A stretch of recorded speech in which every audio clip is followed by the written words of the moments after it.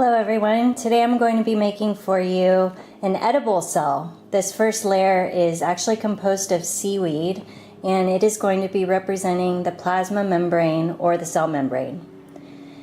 It is a bilipid membranous layer composed of proteins and carbohydrates. The lipids that are present in the plasma membrane are called phospholipids. These lipid layers are made up of a number of fatty acid building blocks. The fatty acid that makes up the membrane has two different parts to it. A small water-loving head, which is hydrophilic, and the other part is a long water-repelling tail that is hydrophobic. The plasma membrane is arranged in such a way so that the tails face each other on the inside and the heads face each other towards the outside of the membrane. The function of the cell membrane is to separate the cell from its external environment, and it's selectively permeable, meaning that it controls what gets in and out. It protects the cell and provides stability. Proteins are found embedded within the plasma membrane, with some extending all the way through in order to transport materials. The cytoskeleton is made up of filaments and tubules. It helps shape and support the cell. It also helps things move around in the cell. The cytoplasm is a jelly-like substance composed of mainly water and found between the cell membrane and the nucleus. For this project, the rice is going to be representing the cytoplasm. It makes up most of the body of the cell and is constantly streaming. The function of the cytoplasm is that organelles are found within the cytoplasm and substances like salt may be dissolved in the cytoplasm. The avocado represents the nucleus of the cell. It's the largest organelle in a cell. It's dark and round and it's surrounded by a double membrane called the nuclear envelope. In spots, the nuclear envelope fuses to form pores which are selectively permeable. The nucleus contains genetic information, or DNA, on special strands called chromosomes. The nucleus is the control center of the cell for cell metabolism and reproduction. Inside the nucleus is another organelle called the nucleolus. The nucleolus is responsible for making ribosomes, which I will be talking about later. The meat represents the endoplasmic reticulum. It's a network of membranous canals filled with fluid. They carry materials throughout the cell. The endoplasmic reticulum, or ER, is the transport system of the cell. There are two types of ER, rough ER and smooth ER.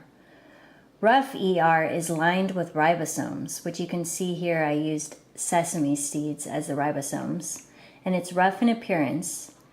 And smooth ER contains no ribosomes and is smooth in appearance. The rough ER is where most protein synthesis occurs in the cell. The function of the smooth ER is to synthesize lipids in the cell. The smooth ER also helps in the detoxification of harmful substances in the cell. Ribosomes are small particles which are found individually in the cytoplasm and also line the membranes of the rough endoplasmic reticulum. Ribosomes produce protein. They could be thought of as the factories in the cell. Some ribosomes are found in the cytoplasm, but most are attached to the endoplasmic reticulum. The Golgi apparatus is represented here by zucchini, and the Golgi bodies are stacks of flattened membrane. They look like pancakes. The Golgi body temporarily stores protein, which can then leave the cell via vesicles pinching off from the Golgi. It is the organelle in the cell that is responsible for sorting and correctly shipping the proteins produced in the endoplasmic reticulum. Just like our postal packages, which should have a correct shipping address, The proteins produced in the endoplasmic reticulum should be correctly sent to their respective address. It is a very important step in protein synthesis. If the Golgi complex makes a mistake in shipping the proteins to the right address, certain functions in the cell may stop. The P's in this picture represent lysosomes and peroxisomes. Lysosomes are small sac-like structures created by the Golgi apparatus that are surrounded by a single membrane and contain strong digestive enzymes, which when released can break down worn-out organelles or food. Peroxisomes resemble lysosomes, but contain different enzymes and are produced by the endoplasmic reticulum, not the Golgi complex. They use oxygen to oxidize organic molecules. The carrots represent the mitochondria, which is often referred to as the powerhouse of the cell. The mitochondria release food energy from food molecules to be used by the cell. This process is called respiration. Some cells, like muscle cells, require more energy than other cells, and so they would have many more mitochondria. And finally, we have some lima beans that are representing the centrioles. They are short and cylindrical and come into action when the cells divide, helping with the organization of chromosomes. Thanks for watching.